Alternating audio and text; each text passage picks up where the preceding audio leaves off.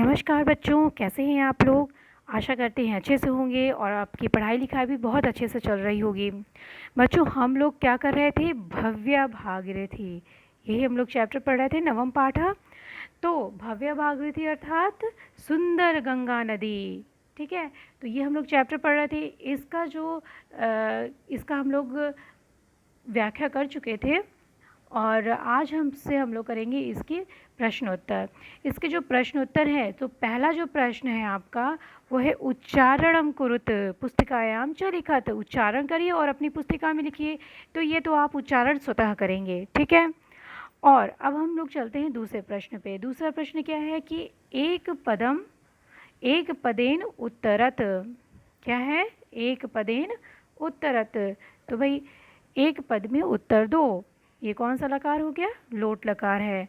गंगा कुतः संभूता। गंगा कहाँ से संभूता निकलती है, तो कहाँ से निकलती है, हिमाद्रे। हिम आद्रे, हिमालय के से निकलती है। ठीक है, हिमाद्री जो है किसकी पर्यायवाची है भाई, हिमालय की तो है। तीर्थानाम पति का, तीर्थानाम मतलब बहुत सारे तीर्थ हैं, देख लीजिए आप, ये बहुवचन है ना, तीर्थानाम रामाणाम, ये षष्ठी बहुवचन है। और षष्ठी में कौन सा कारक लगता है, आपका संबंध कारक, और उसका चिन्ह होता है का की के। ठीक है, तो ये हो गया तीर्थों के पति कह कौन है, तो प्रयागराज, प्रयागराज है। गंगाया पयः का भी बहुदूरम व्रजति। गंगा का जल किसके द्वारा बहुत दूर से, व्रजति जाता है, बहुत दूर जाता है, तो कुल्या भी नहरों के द्वारा। ठीक है, किसके द्वारा, नहरों के द्वारा। गंगाया गंभीरे नीरे तरणीषु के सुखम यान्ति। गंगा के गंभीरे गहरे जल में नौकाओं से के कौन सुखम यान्ति सुखपूर्वक, यान्ति मतलब जाते हैं। तो गंगा के गंभीर जल में, गहरे जल में नौकाओं के द्वारा, तरणीषु मीन्स नौकाओं में कौन जाते हैं, तरणीषु देख लीजिए आप, सब ये आपकी सप्तमी विभक्ति बहुवचन है और सप्तमी का मतलब होता है अधिकरण कारक। ठीक है, और जिसमें लगता है में और पर। ठीक, जिसका चिन्ह क्या होता है, में और पर। तो गंगा के गहरे जल में नौकाओं में कौन सुखपूर्वक जाते हैं, तो कौन जाते हैं भाई, पथिक ही तो जाएंगे, राहीगढ़। ठीक है, चलिए नेक्स्ट करते हैं। भागीरथी कान पुनाति। तो भागीरथी किसकी पर्यायवाची हो गई बच्चों, भागीरथी हो गई गंगा जी की पर्यायवाची। ठीक है, तो भागीरथी कान पुनाति किससे पवित्र होती हैं, लोकान, संसार से, संसार के द्वारा ही तो पवित्र वो कही जाती हैं। ठीक, पूर्ण वाक्येन उत्तरत। अब पूरे वाक्य में उत्तर देना है, ये तो एक पद में था उत्तर, अब पूरे वाक्य में दीजिए। गंगा तटे कानि प्रसिद्धानि नगराणि स्थितानि। गंगा के तट में कानि कौन से प्रसिद्ध नगर स्थित हैं, तो गंगा तटे हरिद्वार काशी प्रयागराज च प्रसिद्धानि नगराणि स्थितानि। गंगा के तट में हरिद्वार, काशी और प्रयागराज प्रसिद्ध नगर स्थित हैं। ठीक है, गंगा जलात सिक्तम क्षेत्र कृदिशम भवति। गंगा जल से, जलात आगे ना पंचमी विभक्ति अपादानकार है, गंगा जल से सिक्तम, सिक्त मतलब गीला करना, तर करना, सिक्त क्षेत्र कृदिशी कैसे होते हैं, तो कैसे होते हैं भाई, तो गंगा जल से सिक्त मतलब आर्द्र क्षेत्र, गीले क्षेत्र, हरितम, हरित हरितम ललितम, हरितम ललितम, यहाँ पे आप लिखिए हरितम और ललितम। ठीक है, जल से सिक्त क्षेत्र हरितम ललितम चापि भवति, हरे और सुंदर होते हैं, हरे भरे और सुंदर, ललित मतलब सुंदर होते हैं। ठीक है, चलिए फिर उसके बाद हम लोग होते हैं नेक्स्ट। हाँ, गंगा कृदिशे जले भारत भुवं सिंचति। गंगा के कैसे, कृदिशे मतलब कैसे। हमने आपको बताया था ना, जब विशेषता जब बताते हैं तो उसके प्रश्नवाचक के लिए हम क्या प्रयुक्त करते हैं, कृदिशे। ठीक है, कृदिशय है। गंगा के कैसे जल से भारत भूमि सिंचती, सिंचित होती है, सींची जाती है।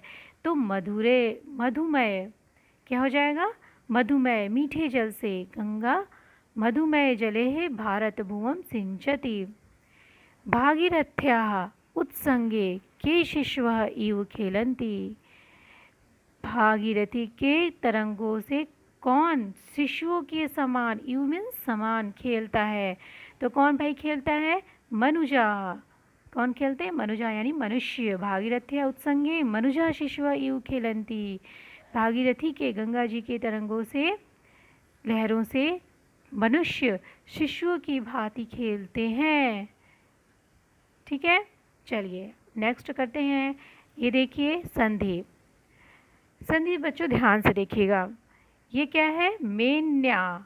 क्या है, में अन्या।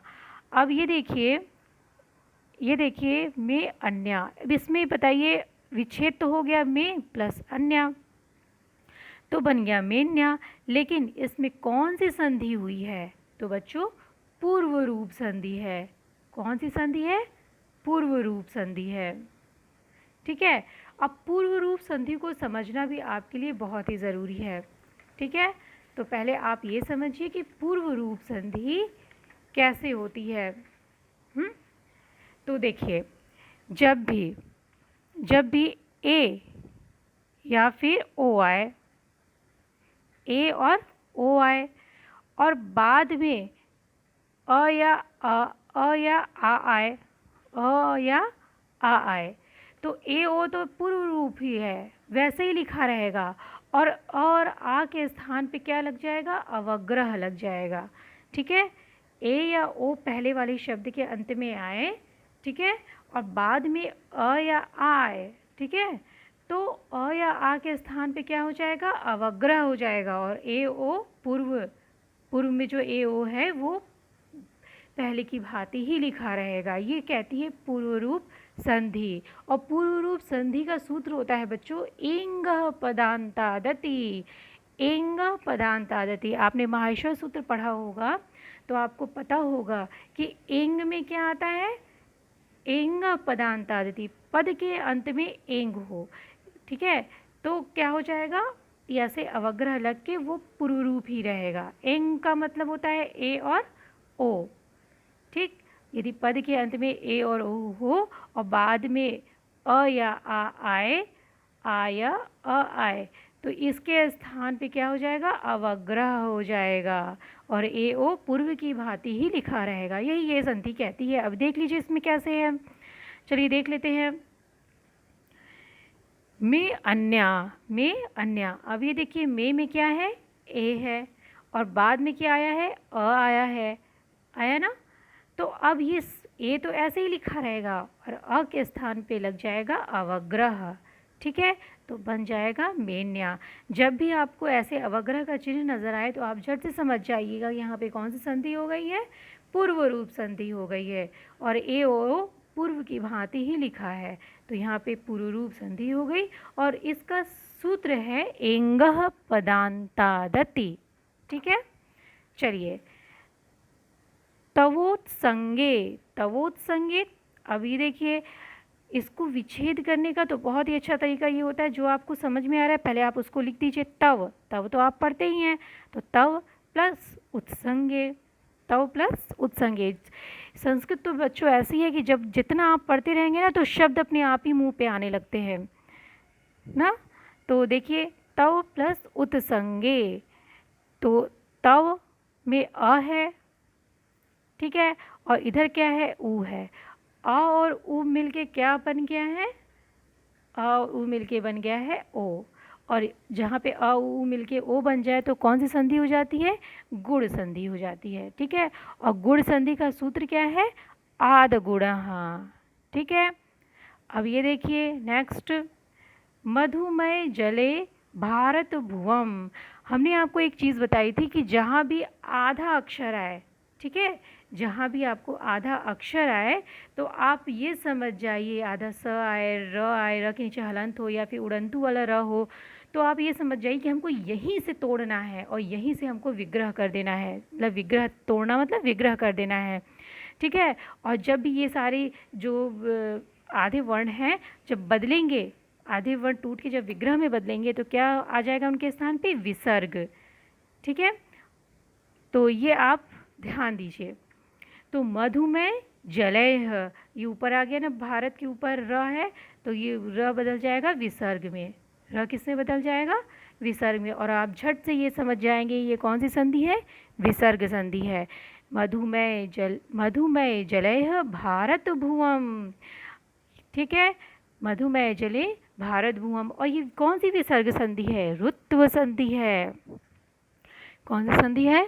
ऋत्व संधि है। ऋत्व संधि हमने आपको बताई थी कि जो विसर्ग है उस विसर्ग के पहले अ या आ से कोई भी भिन्न, अ या आ ना हो, भिन्न स्वर हो, ठीक है।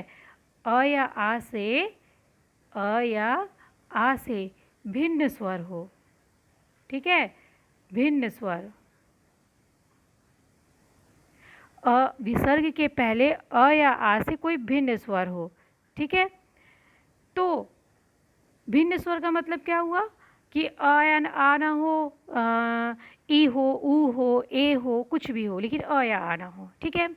फिर विसर्ग के बाद क्या हो? विसर्ग के बाद कोई भी स्वर आ जाए बच्चों, विसर्ग के बाद कोई भी स्वर हो, कोई भी स्वर, या वर्ण का तीसरा कोई भी क्या हो? स्वर हो, ठीक है। कोई भी स्वर हो या वर्ण का तीसरा, चौथा, पांचवा वर्ण हो, ठीक है। आपको समझ में आ रहा है ना? सब गिचिर पिचिर तो नहीं हो जा रहा? चलिए हम फिर से समझाते हैं आपको। देखिए, ये विसर्ग है, ये विसर्ग है, ठीक। अब विसर्ग के पहले और विसर्ग के हम बाद की बात कर रहे हैं। यदि विसर्ग के पहले, ठीक, विसर्ग के पहले कोई भी भिन्न स्वर, अ या आ से भिन्न, ये भी है और ये स्वर है, अ या आ, अ या आ से भिन्न स्वर हो, ठीक है। और यहाँ पे कोई भी स्वर है, यहाँ पे क्या है बच्चों? कोई भी स्वर है। मैं बोलती भी जा रही हूँ, यदि आपको समझ में ना आ रहा हो तो आप ध्यान दीजिए, कोई भी स्वर है।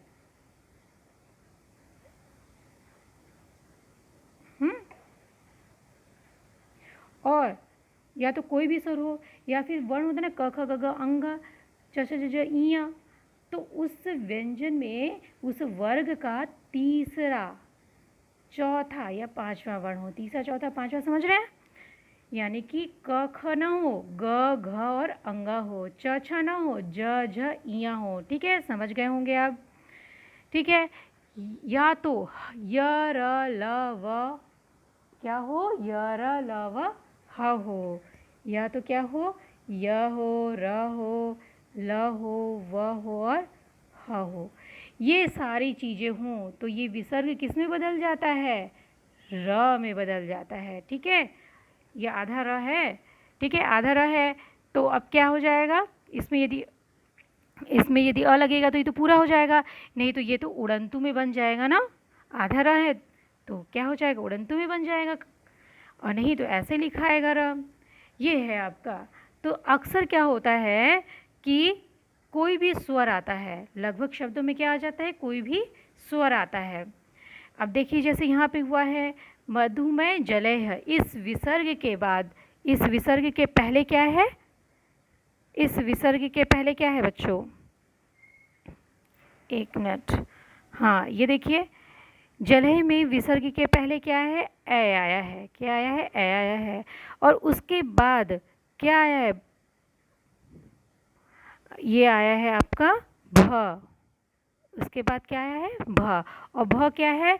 प फ ब भ, यानी ये चौथा वर्ण है। ये भ कैसा वर्ण है? चौथा वर्ण है, ठीक है। तो वो कहा गया है ना कि चौथा वर्ण हो, तीसरा, चौथा, पांचवा वर्ण हो, तो चौथा वर्ण आ गया तो ये विसर्ग किस में बदल जाएगा? र में बदल जाएगा, ठीक है। ये विसर्ग र में बदल गया है।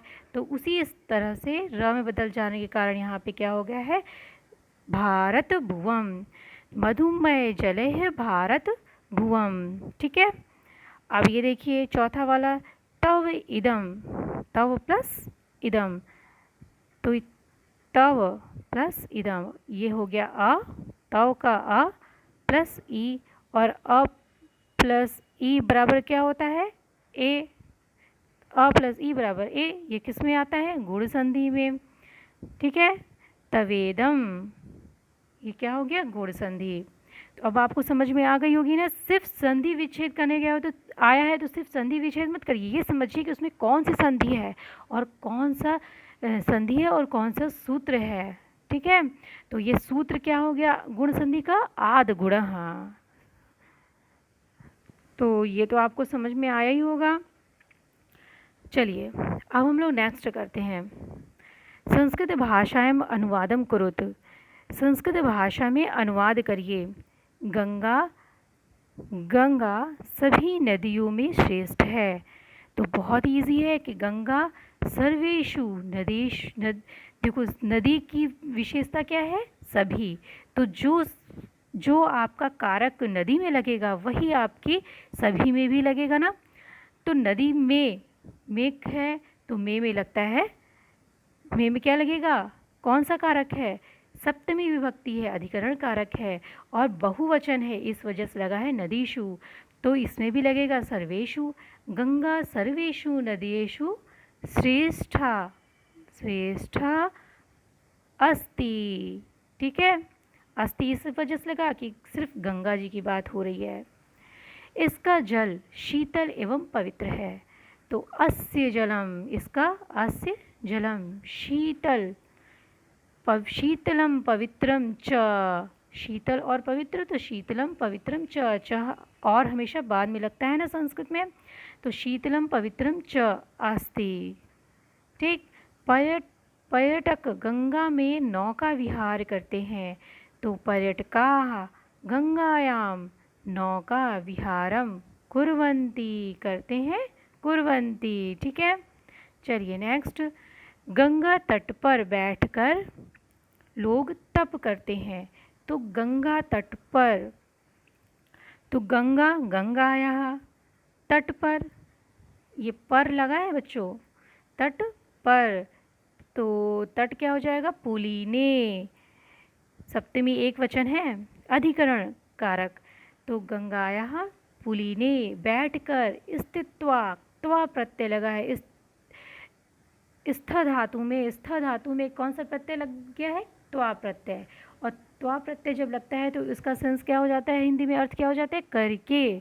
तो बैठ करके लोग, जनाः तपम, तप हो जाएगा तपम, कुर्वन्ति करते हैं, बहुवचन है तो कुर्वन्ति, लोग करते हैं ना तो कुर्वन्ति। ठीक, तो अब देखिए वाराणसी में गंगा तट बहुत सुंदर है। तो वाराणसी में गंगा तट बहुत सुंदर है तो क्या हो जाएगा, तो वाराणसी नगरे, वाराणसी नगरे गंगा, नगर नहीं है, यदि आप वाराणसी सिर्फ था तो वाराणसी एक नगर है तो हमने नगर लिख दिया, लेकिन ये भी उचित है।